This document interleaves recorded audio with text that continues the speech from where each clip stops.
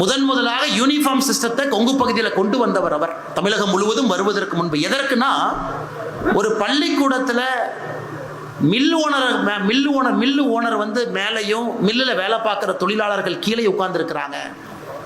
அவங்க சாக்குப்பையில் உட்கார்ந்துருக்கிறாங்க, இவங்க மரபெஞ்சில் உட்கார்ந்துருக்கிறாங்க. அவங்க காதில் வைரக்கடுக்கன் போட்டிருக்கிறாங்க.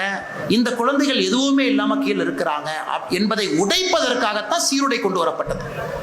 சீருடை என்பது மத அடையாளங்களை மறைப்பதற்காக கொண்டு வரப்படவில்லை.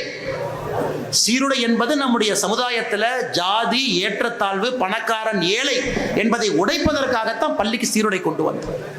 ஒரு பள்ளிக்கூடத்திற்கே நான் திருவூர் என்னுடைய குழந்தையை வச்சுட்டு போகாதுன்னு நம்ம நினைச்சோம்னா என்ன சனாதன தர்மத்தை நாம் காப்பாற்றுகின்றோம்?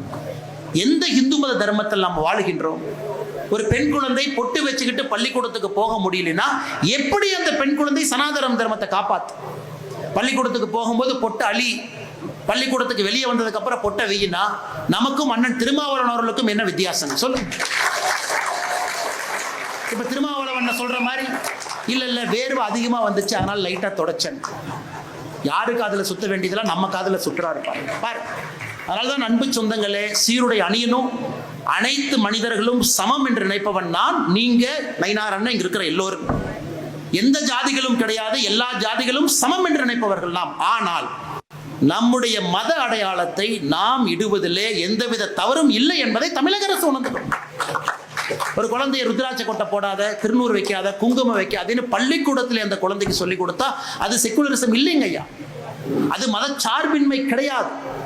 அது ஒரு மதத்தை காலில் போட்டு மிதிப்பதற்கு சமம். அதனால் நீங்க தைரியமா குழந்தைகளுக்கு நம்முடைய மத அடையாளத்தை நீங்க வச்சு விடுங்க. குழந்தைகள் பள்ளிக்கூடத்துக்கு போட்டும், அந்த குழந்தைக்கு தெரியட்டும் இன்னொரு மதமும் முக்கியம் என்பதை சொல்லிக் கொடுங்க. அது இஸ்லாம் மதமாக இருக்கட்டும், கிறிஸ்தவ மதமாக இருக்கட்டும், அந்த மதமும் முக்கியம் என்பதை சொல்லிக் கொடுங்க. டயா பூஸ்டர், சுகருடைய ரிமோட் கண்ட்ரோல் இனி உங்க கையில. அனைத்து மருந்து கடைகளிலும் கிடைக்கும்.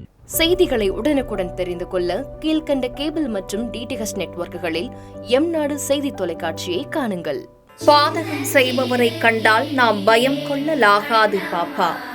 மோதி மிதித்துவிடு பாப்பா, அவர் முகத்தில் உமிழ்ந்துவிடு பாப்பா. அண்மை செய்திகளை உடனுக்குடன் தெரிந்து கொள்ள இணைந்திருங்கள் எம்நாடு தொலைக்காட்சியுடன்.